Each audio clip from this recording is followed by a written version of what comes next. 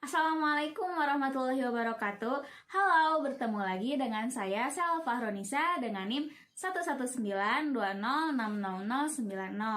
Nah, pada video kali ini saya akan melakukan praktikum fisiologi hewan yang ketiga, yaitu mengenai alat indera. Selamat menyaksikan. Alat indera adalah alat yang ada pada tubuh manusia dan berfungsi untuk mengenal keadaan luar, di mana alat itu adalah reseptor saraf yang sensitif dan dunia luar ini adalah dunia luar tubuh manusia itu sendiri yang disebut dengan rangsangan. Indera ini mampu mengubah rangsangan menjadi impuls. Impuls ini merupakan sinyal listrik yang sampai ke otak untuk membawa berita. Alat indera ini terbagi menjadi 5 bagian, diantaranya adalah penglihatan yang melalui mata, penciuman melalui hidung, pendengaran melalui telinga, perasa melalui lidah, dan peraba melalui kulit. Pada penglihatan manusia, pada retina terdapat bagian terpenting yaitu titik kuning, merupakan bagian paling peka yang menerima reaksi penglihatan paling cepat.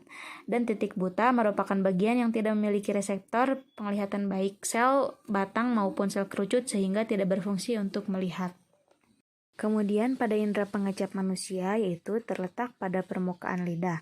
Pada bagian lidah terdapat bagian berbintil yang disebut dengan papilia yaitu ujung saraf pengecap. Saraf bintil ini memiliki kepekaan rasa tertentu berdasarkan letaknya.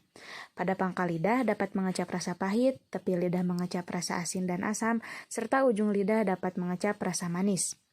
Sedangkan pada indera pembau, manusia menggunakan reseptor yang terletak pada kedua epitel olfaktori untuk mendeteksi bau. Sel-sel penciuman memiliki ujung berupa rambut halus yang dihubungkan oleh urat saraf melalui tulang saringan dan bersatu menjadi urat saraf olfaktori menuju ke pusat penciuman bau di otak. Adapun tujuan pada praktikum kali ini yaitu untuk mengetahui titik buta dan untuk menentukan kepekaan terhadap rasa.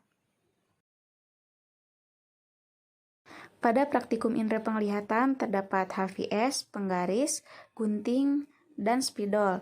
Sedangkan pada indera pencium dan pengecap yaitu pisin kecil, penusuk, pisau penutup mata, apel, dan jahe.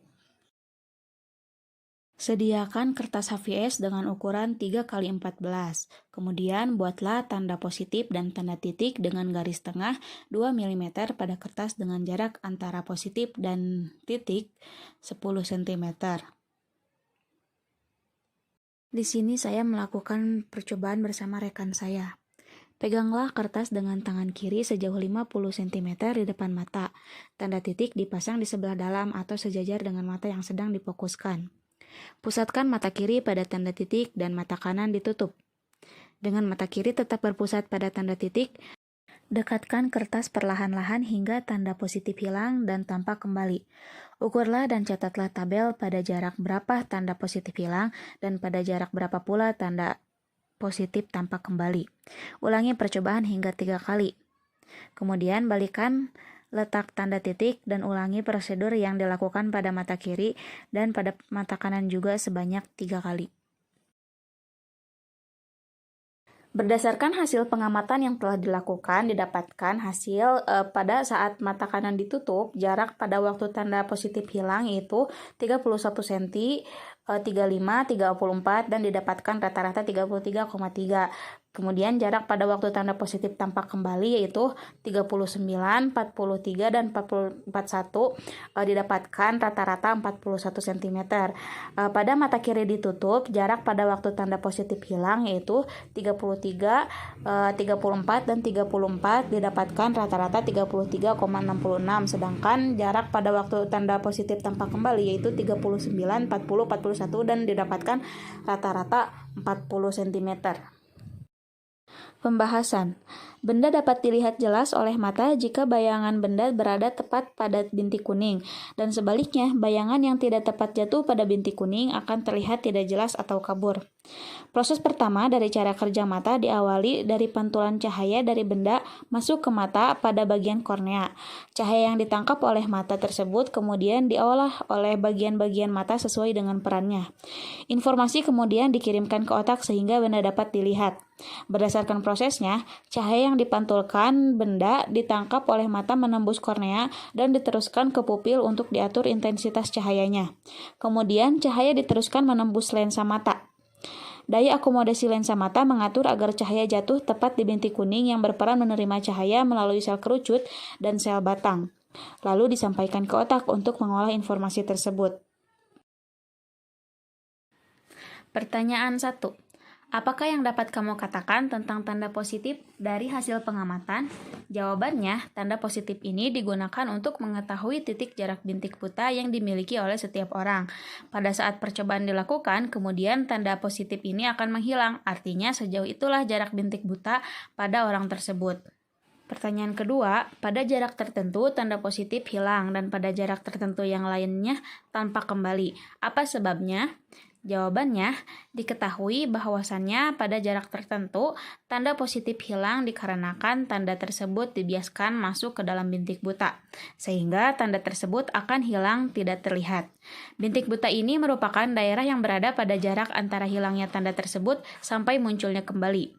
Pada bintik buta tidak memiliki reseptor cahaya sehingga pada saat tanda positif tersebut muncul kembali, hal ini dikarenakan retina sudah mampu menangkap cahaya dan bayangan akan nampak jelas dan terlihat kembali. Untuk pertanyaan selanjutnya yaitu, adakah hubungan antara peristiwa tersebut dengan peristiwa buta warna? Jelaskan. Jawabannya, tidak. Karena buta warna merupakan suatu kelainan yang disebabkan oleh ketidakmampuan sel-sel kerucut mata untuk menangkap spektrum warna tertentu. Buta warna juga dapat terjadi karena faktor genetik. Selain itu juga tidak semua orang mengidap buta warna. Berbeda dengan titik buta yang dimiliki oleh setiap orang, yang dimana pada titik tersebut seseorang tidak dapat melihat objek tertentu. Pertanyaan yang keempat yaitu, orang yang pindah dari tempat yang terang ke tempat yang gelap tiba-tiba penglihatan menjadi berkurang atau pandangan menjadi gelap. Adakah kesamaan dengan hilangnya tanda positif pada percobaan tersebut? Jelaskan. Hal tersebut terjadi karena di dalam mata terdapat sel batang yang mengandung pigmen yang peka terhadap cahaya, yaitu rodopsi. Jika terkena cahaya matahari terang, rodopsi terurai dan terbentuk kembali saat keadaan gelap. Dalam waktu adaptasi tersebut, penglihatan menjadi berkurang. Hal tersebut berhubungan dengan bintik buta karena pada saat penglihatan berkurang, bayangan benda dibiaskan ke dalam bintik buta yang tidak mempunyai reseptor cahaya sehingga mata tidak dapat melihat. Dan untuk pertanyaan yang kelima yaitu, dalam mengerjakan percobaan tadi, apakah mata Anda melakukan akomodasi? Apakah yang dimaksud dengan akomodasi itu? Jawabannya, ya, melakukan akomodasi, di mana kecembungan lensa mata yang berubah-ubah dan membuat pandangan menjadi fokus atau sebaliknya. Saat objek benda mendekati ke arah mata, maka mata harus berakomodasi untuk menjaga bayangan agar tetap fokus pada retina. Yang dimaksud dengan akomodasi ini adalah kemampuan mata untuk memfokuskan bayangan agar jatuh tepat di retina. Akomodasi ini berfungsi untuk menerima bayangan yang jelas pada objek yang berbeda. Untuk pertanyaan yang selanjutnya yaitu, orang yang lanjut usia umumnya memakai kacamata. Jelaskan peranan kacamata tersebut. Jawabannya, orang tua biasanya mengalami rabun tua, di mana para penderita rabun tua ini memerlukan kacamata plus atau disebut juga dengan kacamata baca sebagai salah satu cara untuk membantu penglihatannya menjadi lebih jelas. Terdapat beberapa jenis kacamata yang dapat digunakan untuk orang tua, yaitu kacamata bifokal, trifokal, dan progresif. Alat bantu tersebut dapat membantu para lansia untuk menggunakan penglihatannya yang sudah tua dan mengalami penurunan fungsi. Dapat disimpulkan bahwa setiap orang memiliki titik buta yang berbeda-beda. Begitupun antara titik buta pada mata kanan dan mata kiri pada orang yang sama. Kemudian, tanda positif akan terlihat semakin kabur pada jarak yang lebih dekat saat mata fokus pada tanda titik. Begitupun sebaliknya, ketika tanda titik semakin jauh dari mata kita, maka tanda positif pun akan semakin terlihat jelas. Untuk langkah pertama, apel dan jahe dikupas dengan bentuk dan ukuran yang sama.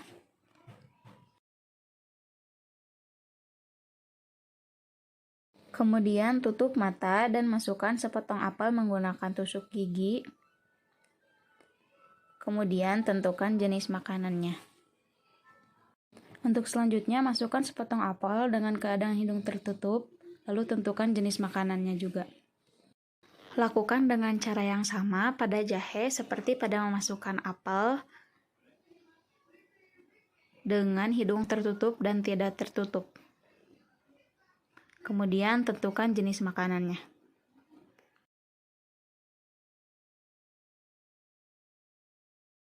Berdasarkan hasil pengamatan, didapatkan dua perbedaan yaitu aroma dan rasa.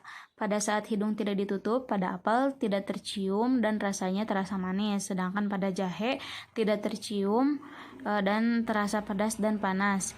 Kemudian saat hidung ditutup, pada apel itu tercium dan rasanya cukup manis, kemudian pada jahe tercium aroma jahe yang kuat dan rasanya terasa pedas.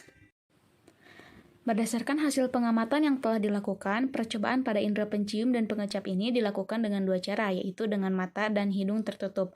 Kemudian dengan mata tertutup dan mulut tidak tertutup.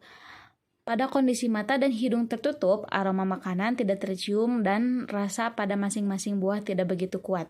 Sedangkan pada kondisi mata tertutup dan hidung terbuka, aroma dan rasa pada makanan tercium dan terasa lebih kuat daripada saat kondisi mata dan hidung tertutup. Hal tersebut karena hidung yang ditutup, sel-sel saraf yang menyampaikan rangsangan bau pada makanan tidak terangsang ke otak sehingga informasi mengenai rasa dan aroma tidak dapat diolah oleh otak. Dengan begitu, dapat disimpulkan bahwa indera pengecap pada manusia terdapat pada lidah, di mana pada lidah terdapat bintil papilia yang memiliki kepekaan rasa tertentu berdasarkan letaknya pada lidah. Sedangkan indera penciuman pada manusia yaitu terletak pada hidung, di mana manusia menggunakan reseptor olfaktori yang terletak pada kedua epitel olfaktori untuk mendeteksi bau. Ketika hidung ditutup, maka sel-sel yang merangsang bau pada makanan tidak dapat menyampaikan informasinya ke otak sehingga otak tidak dapat mengolah informasi tersebut. Karena indera pembau dan pengecap ini saling berhubungan, maka ketika hidung ditutup pun indera perasa pada lidah pun bereaksi dengan lamban karena otak yang tidak dapat mengolah informasi tersebut.